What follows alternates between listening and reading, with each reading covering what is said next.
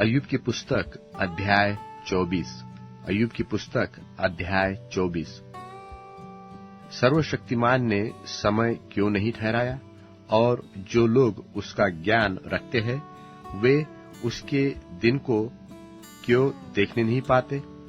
कुछ लोग भूमि की सीमा को बढ़ाते और भेड़ बकरियां छीनकर चराते हैं, और वे अनाथों का गधा हाँक ले जाते और विधवा का बैल बांधकर रखते हैं। वे दरिद्री लोग को मार्ग से हटा देते और देश के दिनों को इकट्ठे छिपना पड़ता है।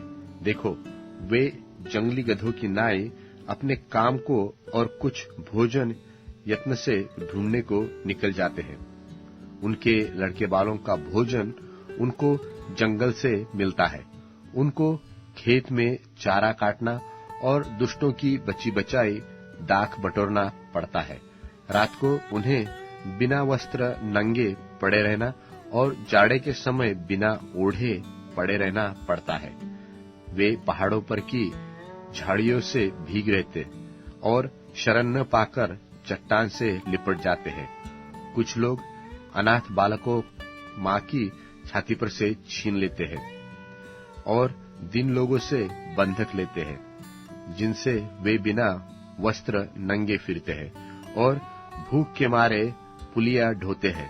वे उनकी भीतों के भीतर तेल पेरते और उनके कुंडों में दाख रौंदते हुए भी प्यासे रहते हैं। वे बड़े नगर में कराहते हैं और घायल किए हुओं का जी दोहाई देता है, परंतु परमेश्वर मूर्खता का हिसाब नहीं लेता। फिर कुछ लोग उजियाले से बैर रखते हैं। वे उसके मार्गों को नहीं पहचानते और न उनके मार्गों में बने रहते हैं। खूनी पह फटते ही उठकर दीन दरिद्र मनुष्यों को घात करता और रात को चोर बन जाता है। व्यभिचारी यह सोचकर कि कोई मुझको देखने न पाए, दिन डूबते की राह देखता रहता है और वह अपना मुंह छिपाए भी रखता है। वे अंधियारे के समय घरों में सेंध मारते और दिन को छिपे रहते हैं। वे उजियाले को जानते भी नहीं, इसलिए उन सबों को भोर का प्रकाश घोर अंधकार सा जान पड़ता है, क्योंकि घोर अंधकार का भय वे जानते हैं। वे जल के ऊपर हल्की वस्तु से सरीखे हैं। उनके भाग को पृथ्वी के रहने वाले कोसते हैं और वे अपनी दाख की बारियों में लौटने नहीं पाते। जैसे सूखे और घाम से हिम का जल सूख जाता है, वैसे ही पापी लोग अधोलोक में सूख जाते हैं। माता भी उसको भूल जाती है और कीड़े उसे चूसते हैं। भविष्य में उसका स्मरण न रहेगा। इस रीति से टेढ़ा काम करने वाला वृक्ष की नाई कट जाता है। वह बांझ स्त्री को जो कभी नहीं जनी लूटता और विधवा से भलाई करना नहीं चाहता है। बलात्कारियों को भी परमेश्वर अपनी शक्ति से खींच लेता है। जो जीवित रहने की आशा नहीं रखता वह भी फिर उठ बैठता है। उन्हें ऐसे बेखटके कर देता है कि वे संभले रहते हैं और उसकी कृपा दृष्टि उनकी चाल पर लगी रहती है। वे बढ़ते हैं तब थोड़ी देर में जाते रहते हैं। वे दबाए जाते और सबों की नाई रख लिए जाते हैं और अनाज की पाल की नाई काटे जाते हैं। क्या यह सब सच नहीं? कौन मुझे झुठलाएगा और कौन मेरी बातें निकम्मी ठहराएगा? अय्यूब की पुस्तक अध्याय 25। अय्यूब की पुस्तक अध्याय 25। तब शूही बिल्दद ने कहा, प्रभुता करना और डराना यह उसी का काम है। वह अपने ऊंचे ऊंचे स्थानों में शांति रखता है। क्या उसकी सेनाओं की गिनती हो सकती? और कौन है जिस पर उसका प्रकाश नहीं पड़ता? फिर मनुष्य परमेश्वर की दृष्टि में धर्मी क्यों कर ठहर सकता है? और जो स्त्री से उत्पन्न हुआ वो क्यों कर निर्मल हो सकता है? देख, उसकी दृष्टि में चंद्रमा भी अंधेरा ठहरता और तारे भी निर्मल नहीं ठहरते। फिर मनुष्य की क्या गिनती जो कीड़ा है, और आदमी कहाँ रहा जो केचुआ है। अय्यूब की पुस्तक अध्याय 26। अय्यूब की पुस्तक अध्याय 26। तब अय्यूब ने कहा, निर्बल जन की तूने क्या ही बड़ी सहायता की, और जिसकी बाह में सामर्थ्य नहीं उसको तूने कैसे संभाला है। निर्बुद्धि मनुष्य को तूने क्या ही अच्छी सम्मति दी, और अपनी खरी बुद्धि कैसी भली भांति प्रकट की है। तूने किसके हित के लिए बातें कही, और किसके मन की बातें तेरे मुंह से निकली। बहुत दिन के मरे हुए लोग भी जलनिधि और उसके निवासियों के तले तड़पते हैं। अधोलोक उसके सामने उघड़ा रहता है, और विनाश का स्थान ढप नहीं सकता। वह उत्तर दिशा को निराधार फैलाए रखता है, और बिना टेक पृथ्वी को लटकाए रखता है। वह जल को अपनी काली घटाओं में बांध रखता, और बादल उसके बोझ से नहीं फटता। वह अपने सिंहासन के सामने बादल फैलाकर उसको छिपाए रखता है। उजियाले और अंधियारे के बीच जहां सिवाना बंधा है, वहां तक उसने जलनिधि का सिवाना ठहरा रखा है।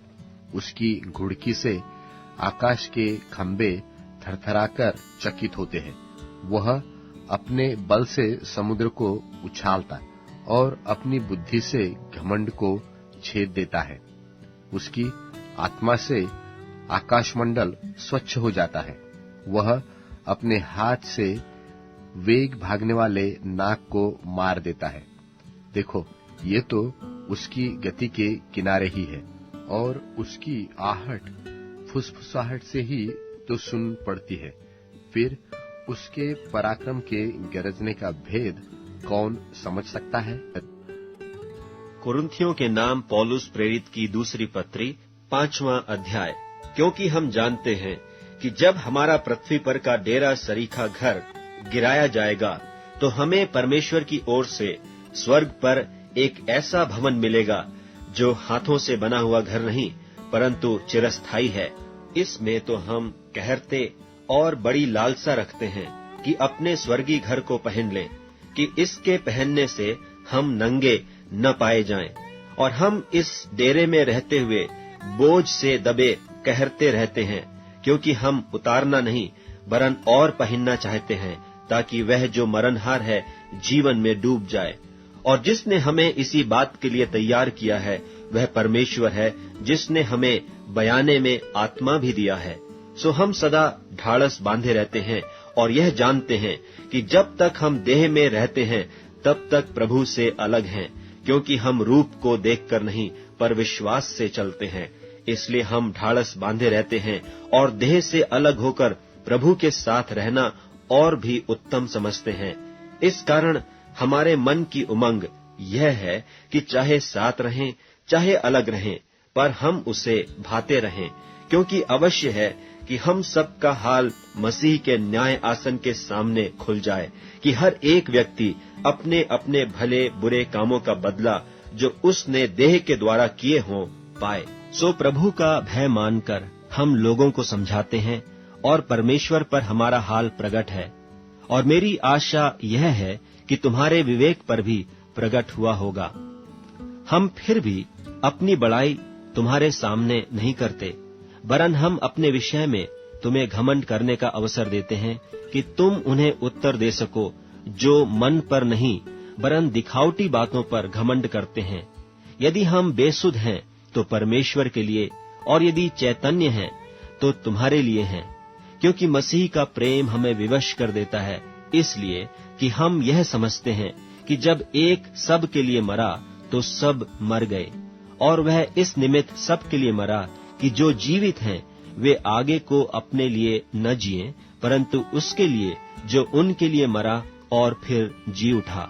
सो अब से हम किसी को शरीर के अनुसार न समझेंगे। और यदि हमने मसीह को भी शरीर के अनुसार जाना था, तो भी अब से उसको ऐसा नहीं जानेंगे। सो यदि कोई मसीह में है तो वह नई सृष्टि है, पुरानी बातें बीत गई हैं, देखो वे सब नई हो गईं। और सब बातें परमेश्वर की ओर से हैं, जिसने मसीह के द्वारा अपने साथ हमारा मेल मिलाप कर लिया और मेल मिलाप की सेवा हमें सौंप दी है।